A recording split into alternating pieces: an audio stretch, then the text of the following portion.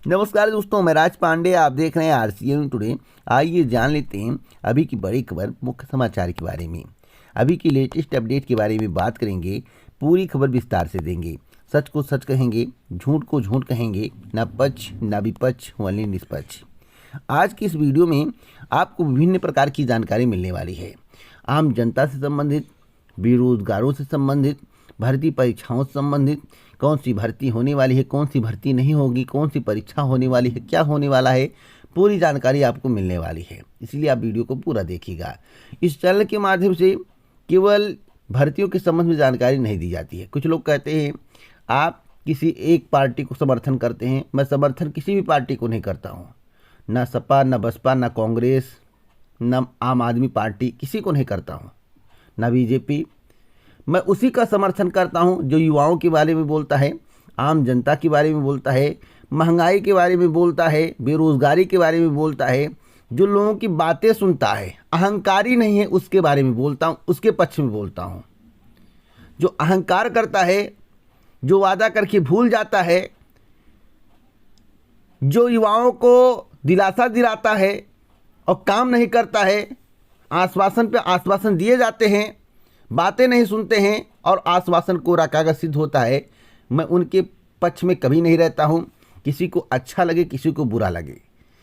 और मैं उन अंधभक्तों से कहना चाहता हूं, किसी भी पार्टी के हों, किसी भी पार्टी के समर्थक हों, जिन्हें मैं अंधभक्त कहता हूं, जो सही को सही नहीं कहते हैं, गलत को गलत नहीं कहते हैं, निष्पक्ष बातें नहीं करते हैं, उन सभी से मैं कहना चाहता हूँ, हिंदू मुस्लिम जाति धर्म करने से कुछ नहीं होगा। अगर आपके पास नौकरी रहेगी तो आपको पूछने वाला रहेगा, आपके पास रोजगार रहेगा तभी आप अपने माँ बाप की दवा करवा सकते हो, नहीं तो आप किसी भी काम के नहीं हो। बस ऐसे हिंदू मुस्लिम जाति धर्म पर बटे रहो। आप हिंदू हिंदू करो, वो मुस्लिम मुस्लिम करे और ऊपर बैठ के मज़ा सब ले सत्ताधारी। और मैं आपको बता दूं, हिंदू मुस्लिम करने से ना आपकी लड़की की पढ़ाई होगी, ना आपकी दवाई होगी। बात को समझ रहे हैं? ना आपको भोजन मिलेगा, आपका पेट नहीं भरेगा। आप हिंदू हिंदू करते रहिए, मुस्लिम मुस्लिम करते रहिए, देखते कि आपका पेट भर जाता है, नहीं भरेगा कभी जीवन में। इसलिए मैं आपसे रिक्वेस्ट करता हूँ, सब कुछ छोड़कर असली मुद्दे पर आइए, डेवलपमेंट के मुद्दे पर आइए, विकास के मुद्दे पर आइए, नौकरी के मुद्दे पर आइए। यही आपका धर्म है कि आप अपने माँ बाप को, अपने बच्चे को सुखी रखें, खुद सुखी रहें। ऐसी स्थिति ना आए कि आपको भीख मांगना पड़े, तो भीख मांगने वाली नौबत नहीं आनी चाहिए। सबसे पहले मैं बात करूंगा राजस्थान की, तो वीडियो को लाइक शेयर ज़रूर करिएगा, वीडियो पसंद आए। अगर आप इसी प्रकार की ऑथेंटिक जानकारी चाहते हैं तो चैनल को सब्सक्राइब कर ले, बेल आइकन दबा दें, ऑल पर सेलेक्ट कर दें, जिससे हमारे वीडियो का नोटिफिकेशन आप तक सबसे पहले पहुंच जाए। आरपीएससी ने अभ्यर्थियों को दी वन टाइम रजिस्ट्रेशन की सौगात, जिसके संबंध में परसों मेरे द्वारा आपको जानकारी दी गई थी, कल भी मेरे द्वारा आपको बताया गया था। और राजस्थान लोक सेवा आयोग के अध्यक्ष डॉक्टर शिव सिंह राठौर ने सोमवार को आयोग में प्रतियोगी परीक्षाओं के लिए ऑनलाइन वन टाइम रजिस्ट्रेशन की प्रक्रिया का शुभारंभ कर देश एवं प्रदेश के अभ्यर्थियों को 9 वर्ष की सौगात दी है। आयोग परिसर में आयोजित संक्षिप्त समारोह में डॉक्टर राठौर ने कहा कि वन टाइम रजिस्ट्रेशन प्रक्रिया के माध्यम से सभी अभ्यर्थियों को, विशेषकर दूर दराज के ग्रामीण क्षेत्रों में निवास करने वाले अभ्यर्थियों को सहूलियत मिलेगी। तो अब तक की सबसे बड़ी खबर है। उन्होंने एक और महत्वपूर्ण बात कही है, अक्सर यह देखने को आता है कि आवेदन में नाम की वर्तनी, पिता का नाम, गृह जिला आदि जानकारियों की प्रविष्टि के समय गलती रह जाती है। इस कारण अभ्यर्थी और आयोग दोनों को काफ़ी परेशानियों का सामना करना पड़ता है। कई बार अभ्यर्थियों द्वारा गलती सुधारने के लिए पुनः आवेदन तक कर दिया जाता है। ऐसे में आयोग ने एक ही व्यक्ति के 2 व अधिक आवेदन भी प्राप्त हो जाते हैं। इनसे भर्ती प्रक्रिया में विलंब होता है। साथ ही अभ्यर्थियों द्वारा की गई त्रुटि अनावश्यक वादकरण का कारण भी बनती है। संयुक्त सचिव आशुतोष गुप्ता ने कहा कि आयोग सूचना प्रौद्योगिकी के अन्य नवाचार और प्रणाली के संवर्धन का कार्य जारी रखेगा। तो अगर आपके फॉर्म में त्रुटि है तो उससे भी आपकी नौकरी नहीं लगती थी, समझ रहे हैं? उसको संशोधन करना पड़ता है। जब तक संशोधन नहीं होता था नौकरी नहीं लगती। तो वन टाइम रजिस्ट्रेशन में आप संशोधन कर सकते हैं, जो भी गलती उसे सुधार सकते हैं और उसी रजिस्ट्रेशन के माध्यम से आप भर्तियों के लिए अप्लाई भी कर सकते हैं। तो बहुत ही अच्छी व्यवस्था है। अगली अपडेट है कि कोरोना से नौकरियों पर संकट। मैं आपको बता दूं, रेलवे भर्ती बोर्ड ने भी परीक्षाओं को लेकर अब तक जारी होने वाली अपनी कई गाइडलाइंस रोक रखी है। आरआरबी वेट एवं वॉच की नीति पर चल रहा है। जानकारी के अनुसार कि कोरोना की महामारी लगातार बढ़ रही है, तो इससे होने वाली परीक्षाओं पर भी बुरा असर देखने को मिलेगा। ग्रुप डी में भर्ती के लिए 1.15 करोड़ लोग ऑनलाइन आवेदन किए हैं। मतलब है हर एक पद के लिए 115 लोग उम्मीदवार हैं।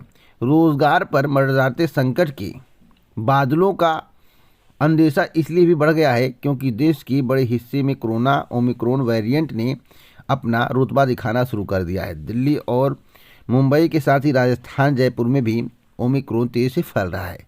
तो मैं आपको बता दूं, जो परीक्षाएं होने वाली हैं वह टल सकती हैं। 23 फरवरी 2022 को रेलवे की बड़े पैमाने पर ग्रुप डी के लिए होने वाली भर्ती परीक्षा टलती नजर आ रही है। हालांकि अभी तक औपचारिक रूप से भारतीय रेलवे भर्ती बोर्ड ने ऐलान नहीं किया है, लेकिन 1,03,000 पदों के लिए होने वाली इस भर्ती के जो 500 से ज़्यादा एग्ज़ाम सेंटर बनाए गए थे, उनमें से कई सेंटर उन जिलों में हैं जहां कोरोना व्यापक रूप से फैल रहा है, तो परीक्षा स्थगित होगी, इसकी प्रबल संभावनाएं जताई जा रही हैं। एक और महत्वपूर्ण खबर है, शिक्षक लेवल प्रथम व द्वितीय की तबादला सूची जारी करने की मांग चल रही है, जिसको लेकर आंदोलन जारी है, जैसा कि आप अपनी स्क्रीन पर देख सकते हैं। अगली खबर है, उप प्रधानाचार्य की 50% सीधी भर्ती की मांग। राजस्थान की खबर है, राजस्थान शिक्षक संघ एकीकृत के जिला अध्यक्ष मंजीर चौधरी की अध्यक्षता में संघ पदाधिकारियों की सही स्मारक पर बैठक हुई है, जिसमें उप प्रधानाचार्य पदों पर 50% सीधी भर्ती की मांग की गई है। इस मांग को लेकर शिक्षा मंत्री के नाम जिला कलेक्ट्रेट को ज्ञापन दिया गया है। चौधरी ने बताया कि प्रधानाध्यापक पदों के खत्म होने से प्रदेश के 3 लाख तृतीय श्रेणी अध्यापकों और द्वितीय श्रेणी अध्यापकों के उच्च पदों पर जाने के अवसर खत्म हो गए हैं। तो ज्ञापन दिया गया है, अब ज्ञापन शासन तक पहुंचेगा, शासन इस पर क्या निर्णय लेगा यह देखने वाली बात होगी। अगली अपडेट है, रीट भर्ती परीक्षा में उर्दू के पद बढ़ाने की मांग चल रही है, जैसा कि कल भी मेरे द्वारा जानकारी दी गई थी। ज्ञापन का दौर जारी है। 1000 पद बढ़ाने की बात कही गई थी और जो बात कही गई उस पर सरकार ने काम नहीं किया। तो पद बढ़ाए जाएंगे या नहीं बढ़ाए जाएंगे, अभी यह कह पाना मुश्किल है जब तक सरकार की तरफ से कोई सूचना प्राप्त ना हो। बहुत ही महत्वपूर्ण खबर नई दिल्ली की। देखिए, अच्छे स्कूल, अस्पताल और रोजगार देने वाली सरकार चुने, ऐसा सिसोदिया का कहना है। तो मैं आपको बता दूं, विकास के मुद्दे पर, रोजगार के मुद्दे पर, सरकारी नौकरी के मुद्दे पर, स्वास्थ्य सेवाओं के मुद्दे पर चुनाव होना चाहिए। हिंदू धर्म, मुस्लिम धर्म, ये सब आपको छोड़ना है। धर्म की राजनीति छोड़ना है, बस डेवलपमेंट की राजनीति करना है। ईश्वर एक है, अनेक नहीं है। और मैं आपको बताना चाहता हूँ, सिसोदिया ने जो बात कही है आम आदमी पार्टी के, बहुत ही अच्छी बात कही है। अच्छे स्कूल होने चाहिए, अच्छे अस्पताल होने चाहिए, रोजगार की व्यवस्था होनी चाहिए। ऐसी सरकार का चुनाव करना चाहिए जो रोजगार के मुद्दे पर बोले, सरकारी नौकरी के मुद्दे पर बोले, स्वास्थ्य के मुद्दे पर बोले। अभी मैंने एक स्टेटमेंट मुख्यमंत्री जी का सुना है, उन्होंने कहा कि 80-20 का रेशियो। अब 80-20 का रेशियो मतलब क्या होता है, आप लोग खुद सोचिए। अब यहाँ ध्रुवीकरण की ओर चुनाव जा रहा है। हिंदू मुस्लिम ना हो जाए तो ताजुब नहीं, क्योंकि जांच की राजनीति उत्तर प्रदेश में सबसे ज़्यादा चलती है। तो मुख्यमंत्री जी को मैं सलाम करता हूं, उप मुख्यमंत्री जी को, जो ऐसी बात कर रहे हैं। यहाँ पर तो केवल जिन्ना और पिन्ना और टिन्ना चल रहा है इस समय। तो ये सब छोड़ना चाहिए सरकार को, पार्टियों को। हमेशा डेवलपमेंट के मुद्दे पर बात करेंगे तभी तरक्की हो सकती है। एक और महत्वपूर्ण चुनाव को लेकर है। अब विधानसभा चुनाव बाद यूपी बोर्ड परीक्षा होगी। अब तक की सबसे बड़ी खबर है, तेज हो गई हैं तैयारियां। माध्यमिक शिक्षा परिषद की हाई स्कूल परीक्षा के लिए 27,83,742 व इंटरमीडिएट परीक्षा के लिए 23,91,841 सहित कुल 51,75,583 परीक्षार्थी पंजीकृत हैं। इधर के वर्षों में यूपी बोर्ड फरवरी माह में ही शुरू हो जाता है। परीक्षाएं कराने की तैयारी चल रही थी, लेकिन विधानसभा चुनाव पड़ने के कारण निर्णय लिया गया है कि विधानसभा चुनाव के बाद यूपी बोर्ड की परीक्षाएं कंडक्ट कराई जाएंगी। ज़्यादा समय, जैसे विधानसभा चुनाव समाप्त होगा उसके 10 से 15 दिन बाद आपकी परीक्षा शुरू हो जाएगी। एक और महत्वपूर्ण खबर है, परीक्षा हुए बगैर अफसरों को भुगतान। यूपी टीईटी की बड़ी खबर है। यूपी टीईटी परीक्षा 23 तारीख को प्रस्तावित है। 28 तारीख को पेपर लीक हो गया था, आपको भली भांति मालूम होगा। परीक्षा 23 को होनी है। और परीक्षा नहीं हुई, भुगतान पहले हो गया। जिले में टीईटी की परीक्षा संपन्न होने से पहले ही केंद्रों का भुगतान होने का मामला सामने आया है। इसकी रिपोर्ट परीक्षा नियामक प्राधिकारी ने मांग ली है। जिले में 28 केंद्रों पर टीईटी संपन्न कराने के लिए विभाग को 24 लाख रुपए मिले थे। आधे बजट का विभाग ने परीक्षा संपन्न होने से पहले ही भुगतान कर दिया। पेपर लीक होने के कारण परीक्षा निरस्त कर दी गई थी। तो मैं आपको बता दूं, सेंटर बनाए गए हैं। आपको मालूम होगा, पहला लिस्ट जारी किया गया है पीएनपी के द्वारा। परीक्षा निर्धारित तिथि पर होगी अगर कोरोना की महामारी नहीं बढ़ती है। कोरोना की महामारी अगर तीव्र हो जाती है, शासन का आदेश आ जाता है, तो परीक्षा स्थगित भी हो सकती है। लेकिन आपको तैयारी करना है। आप मानकर चलिए कि आपकी परीक्षा होगी। परीक्षा के दौरान कुछ केंद्रों के खातों में भुगतान कर दिया गया था। भुगतान की पूरी रिपोर्ट तैयार की गई है। शासन के आदेश पर 23 जनवरी को होने वाली परीक्षा में इसी भुगतान को खर्च किया जाएगा। तो अब तक की सबसे बड़ी खबर है। अगली अपडेट है एपीओ भर्ती को लेकर। एपीओ भर्ती की मांग लंबे समय से चल रही है। सहायक अभियोजन अधिकारी की भर्ती शुरू करने की मांग को लेकर अभ्यर्थियों ने सोमवार को उत्तर प्रदेश लोक सेवा आयोग में प्रदर्शन किया। अधिकारियों को ज्ञापन दिया। प्रतियोगी छात्रों का कहना है 2015 में 372, 2018 में मात्र 17 पदों पर भर्ती हुई थी। उसके बाद 300 से 350 पद रिक्त हैं, लेकिन नियमित नियुक्ति करने की बजाय सरकार सेवानिवृत्त अधिकारियों को संविदा पर रखकर काम चला रही है। तो मैं आपको बता दूं, वर्तमान सरकार की नीति है संविदा। वर्तमान सरकार चाहती है कम पैसे में ज़्यादा काम हो जाए। सत्यता यही है। तो संविदा पर अगर काम होगा तो सारी भर्तियां धरी की धरी रह जाएगी। जहां 50,000 में आप काम करते थे, 30,000 आपको सैलरी देती सरकार, आपको 12 घंटे काम करना पड़ेगा, 10,000 सैलरी देगी, संविदा पर रखेगी, तो आप क्या कर लेंगे। तो यही नियम वर्तमान सरकार का युवाओं को पसंद नहीं आ रहा है। एक और महत्वपूर्ण खबर है बीबीसी की। देश में बेरोजगारी चरम पर है, इसमें दो राय नहीं है। बीबीसी न्यूज़ की खबर है, हिंदी लिखा हुआ बीबीसी यहाँ पर देख सकते हैं। और मैं आपको बता दूं, नौकरी के लिए तरसे नौजवान, कितना गहरा है भारत का बेरोजगारी संकट। जैसा कि यहाँ पर आप देख सकते हैं, बीएड पास बेरोजगार, पीएचडी पास बेरोजगार, छात्र के जीवन से खिलवाड़ इत्यादि प्रकार के बैनर है। और यहाँ पर कोई खुंचा बेच रहा है, चाट बेच रहा है, कोई फुल्की बेच रहा है, कोई नमकीन बेच रहा है। क्या भारत में पकौड़ा ही तलना पड़ेगा युवाओं को? जो कहा गया था सत्ताधारी के द्वारा कि पकौड़ा तलना भी रोजगार है, तो क्या भारत में युवाओं को पकौड़ा ही तलना पड़ेगा? MA, LLB, BCA, MCA, MTech, BTech, IIT, ITI करके क्या होगा? जो प्रतियोगी परीक्षाओं की तैयारी कर रहे हैं, क्या सभी को पकौड़ा तलना पड़ेगा? जैसा कि तस्वीर देख सकते हैं। तो मुझे कुछ बताने की आवश्यकता नहीं है, बीबीसी की न्यूज़ है। बेरोजगार कितनी चरम पर सभी को मालूम है। अगली अपडेट, 69,000 शिक्षक भर्ती में नहीं हुआ आवंटन। आपको बता दें, 69,000 शिक्षक भर्ती में ओबीसी वर्ग के 6,000 अभ्यर्थियों की मेरिट सूची तो जारी कर दी गई है, लेकिन 5 दिन बीत जाने के बाद भी जिला आवंटन जारी नहीं हो पाया है। एनआईसी जिला आवंटन की सूची को अंतिम रूप नहीं दे पाया है। चयन सूची 5 जनवरी को जारी हुई थी। जिला आवंटन के बाद काउंसलिंग होगी और इसके बाद ही नियुक्ति पत्र जारी होंगे। दरअसल एनआईओएस ऐसा फार्मूला तैयार करा ताकि किसी भी अभ्यर्थी के साथ अन्याय ना हो। तो मैं आपको बता दूं, बस ये चुनाव आयोग परमिशन दे दे तो अच्छी बात है, लेकिन आदर्श आचार संहिता में ज्वाइनिंग नहीं होगी, मुझे जहाँ तक लगता है। और चुनाव आयोग से परमिशन लेना पड़ेगा। चुनाव आयोग जो कहेगा वही होगा, क्योंकि इस समय चुनाव आयोग सर्वे सर्वा है।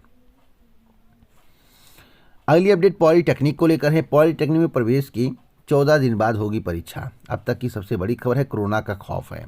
आपको बता दूं, पॉलिटेक्निक में प्रवेश प्रक्रिया के अंतर्गत बीती 6 जनवरी तक प्रवेश लिए गए हैं और 14 दिन बाद 20 जनवरी के प्रथम सेमेस्टर की परीक्षाएं प्रस्तावित कर दी गई हैं। ऐसे में छात्रों के सामने सबसे बड़ी दुविधा बिना पढ़ाई के सेमेस्टर परीक्षा देने की है। तो 14 दिन के बाद परीक्षा होने की संभावना प्रबल है, जो कि जानकारी प्राप्त हुई है। 20 जनवरी को परीक्षाएं प्रस्तावित भी हैं, यहाँ पर पूरी जानकारी दी गई है। एक और महत्वपूर्ण खबर है, दूसरी लहर जैसा हो सकता है हालत, राज्य रहे तैयार। तो अगर दूसरी लहर जैसा हालत होगा तो बहुत दिक्कत आ जाएगी। और मैं आपको बताना चाहता हूँ, सारी परीक्षाएं बाधित हो जाएंगी और लंबे समय के लिए अटक जाएंगी। तो ईश्वर से कामना करिए कि दूसरी लहर जैसी स्थिति तीसरी लहर में ना हो। एक और महत्वपूर्ण खबर है, ऑनलाइन परीक्षा के लिए अब लखनऊ विश्वविद्यालय में बवाल। कोरोना के बढ़ते मामलों के साथ ही ऑफलाइन परीक्षाओं का विरोध भी तेज हो रहा है। सोमवार को लखनऊ विश्वविद्यालय में बीकॉम ऑनर्स की परीक्षा शुरू होने से पहले छात्रों ने कुलपति कार्यालय पर प्रदर्शन किया। यह बात ना सुनी गई तो परीक्षा केंद्र अटल ब्लॉक पहुंचे और ताला लगाकर वहीं धरने पर बैठ गए। पुलिस प्रशासन ने छात्रों को खदेड़ा तो उनकी पुलिस से धक्का मुक्की हो गई। तो ऑनलाइन परीक्षा कराने की मांग लखनऊ विश्वविद्यालय में चल रही है। अगली अपडेट है, निस्तारण से पहले ही छंट जाएंगी आधा आपत्तियां। असिस्टेंट प्रोफेसर भर्ती परीक्षा को लेकर है। असिस्टेंट प्रोफेसर परीक्षा में 5,000 से अधिक ऑनलाइन आपत्तियां। असिस्टेंट प्रोफेसर भर्ती परीक्षा की उत्तर कुंजी पर उत्तर प्रदेश उच्चतर शिक्षा सेवा आयोग को 5,000 से अधिक ऑनलाइन आपत्तियां प्राप्त हुई हैं। वही बड़ी संख्या में ऑफलाइन आपत्तियां भी मिली हैं। हालांकि निस्तारण से पहले ही आधे से अधिक आपत्तियां छंट कर बाहर हो जाएंगी। यह आपत्तियां पूर्व में जारी की गई गलत उत्तर कुंजी से संबंधित है और आयोग इसमें सुधार करते हुए संशोधित उत्तर कुंजी जारी कर चुका है। तो अब तक की सबसे बड़ी खबर है, यूपी बोर्ड परीक्षा को लेकर है। 8,266 केंद्रों पर होगी यूपी बोर्ड की परीक्षा। 2022 में परीक्षा चुनाव के बाद होंगी।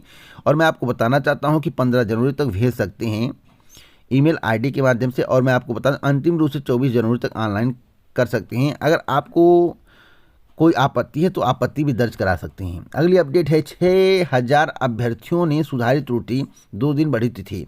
तो मैं आपको बताना चाहता हूं कि अशासकीय सहायता प्राप्त माध्यमिक विद्यालयों के लिए प्रधानाचार्य भर्ती 2013 की प्रक्रिया शुरू हुई लेकिन अटक कर चल रही है। उत्तर प्रदेश माध्यमिक शिक्षा सेवा चयन बोर्ड ने अभ्यर्थियों के आवेदन को जिस एजेंसी से ऑनलाइन कराया उसने नाम, पिता के नाम सहित शैक्षिक रिकॉर्ड का विवरण दर्ज करने में छोटी छोटी त्रुटि कर दी है। इसका कारण है विलंब। आपको बताना चाहता हूं आवेदन पत्र खोलने में दिक्कतें आई हैं। अब तक करीब 6,000 अभ्यर्थियों ने अपने आवेदन में जो त्रुटि थी उसका सुधार कर लिया है।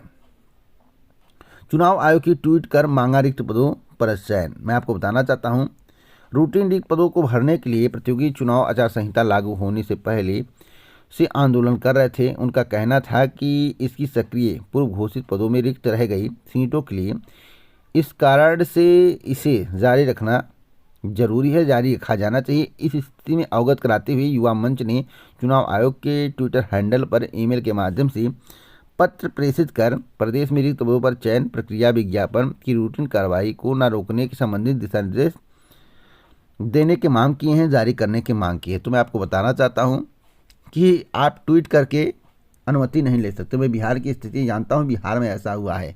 तो आचार संहिता में नई भर्ती का विज्ञापन जारी नहीं होगा।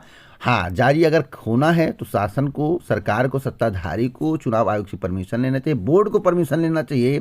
युवा मंच के अध्यक्ष परमिशन लेंगे तो परमिशन नहीं मिलेगा। सत्यता मैं बता रहा हूँ, बोर्ड अगर चाहे तो परमिशन मिल सकता है। बोर्ड को एक बार रिक्वेस्ट करना चाहिए, मिल सकता है, गारंटी भी नहीं है।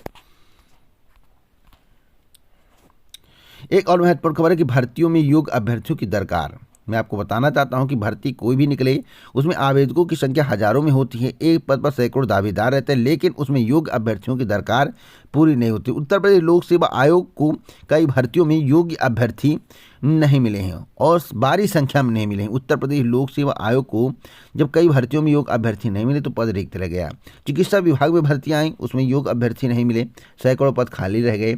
एलटी ग्रेड शिक्षक भर्ती इत्यादि भर्तियों में, नर्स की भर्ती आई, उसमें भी पद खाली रह गए। तो कई भर्तियां जिसमें योग्य अभ्यर्थी नहीं मिल रहे हैं, लेकिन योग्य अभ्यर्थी नहीं मिल रहे हैं, पद रिक्त है तो उस पर भर्ती आनी चाहिए। लेकिन वर्तमान सरकार में भर्तियां क्यों नहीं आ रही, यही बात समझ में नहीं आ रही है। तो भर्ती प्रक्रिया में उत्तर प्रदेश लोक सेवा आयोग को तीव्रता लानी चाहिए। पहले से भर्ती प्रक्रिया तीव्र हुई हैं लेकिन इतनी भी तीव्र नहीं हुई हैं कि निर्धारित समय से परिणाम आ जाए और निर्धारित समय भर्ती प्रक्रिया पूरी होकर ज्वाइनिंग मिल जाए। तो उत्तर प्रदेश लोक सेवा आयोग को इस बारे में विचार करना चाहिए। अगली अपडेट है, आज से यूपी बोर्ड के 2 लाख बच्चे लेंगे ऑनलाइन क्लास। तो अब तक की सबसे बड़ी खबर है, 16 जनवरी तक क्लास चलेगा। एक और महत्वपूर्ण खबर है कि सरकारी और निजी कार्यालयों में 50% कर्मचारी आएंगे। लखनऊ की खबर है, निजी कार्यालयों के कर्मचारियों की पॉजिटिव होने पर 7 दिन की छुट्टी मिलेगी, नहीं कटेगा वेतन। अब तक की बड़ी खबर, ब्रेकिंग न्यूज़ है। अब एक दिन में 1.79 लाख केस, 5 से 10% ही मरीज हो रहे हैं भर्ती। तो अब तक की सबसे बड़ी खबर, ब्रेकिंग न्यूज़ है। आचार संहिता को लेकर एक महत्वपूर्ण खबर। देखिए, आचार संहिता में फंसे 24.5 लाख टैबलेट और मोबाइल। जैसा कि आपको मालूम होगा कि वर्तमान सरकार ने टैबलेट और मोबाइल देना शुरू किया था। युवाओं को एक आस थी कि टैबलेट मिलेगा, मोबाइल मिलेगा तो कोरोना की इस महामारी में ऑनलाइन कक्षाएं शुरू हो सकेंगी, पढ़ाई बेहतर हो सकेगी। लेकिन वर्तमान सरकार ने चुनाव से ठीक पहले इसको वितरण करना शुरू किया और आदर्श आचार संहिता में मोबाइल टैबलेट सब फंस गया। सवाल है कि वर्तमान सरकार ने क्या चुनाव का लाभ लेने के लिए ऐसा किया? अगर चुनाव का लाभ लेने के लिए वर्तमान सरकार के द्वारा ऐसा न किया गया होता तो यह वितरण 1 साल पहले शुरू हो गया होता।